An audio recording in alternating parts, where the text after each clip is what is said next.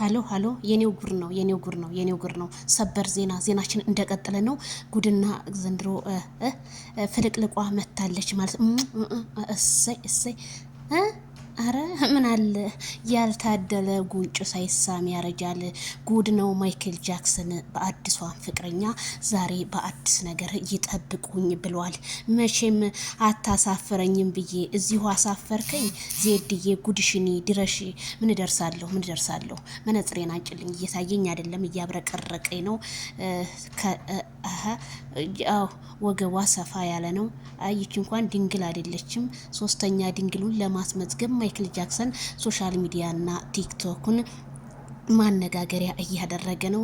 እንግዲህ እኔም ድንጋጤ ይዞኝ እማወራው ሁሉ ጠፋብኝ። አብርሃም ታዲያ ይሄንን ታረጋለህ ብዬ በፍጹም ገምቼም አላቅም ነበረ። ስለዚህ ቪዲዮውን እንየውና ከዛ እንፈርዳለን።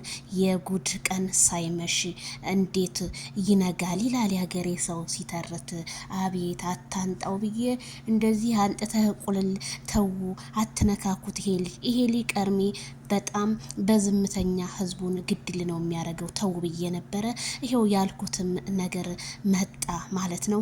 እንግዲህ እስኪ ዛሬ 2019 ሳይገባ የልብ ድካም ህዝቡን ሊያስይዘው መሆኑ ማይክል ጃክሰን ተሰማ።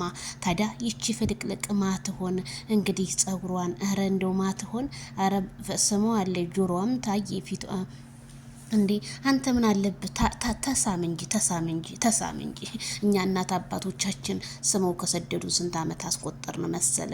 ምን አለብህ አንተማ ተሳም እንጂ እናቴ፣ ፈገግ በል እንጂ ህዝቡን ክብሪት እየጫርክበት። እንደው አሁን የሄርሜላን ገላ ለምደህ የሌላን ገላ ስትለምድ ግን ምን አለ ሆዲህ?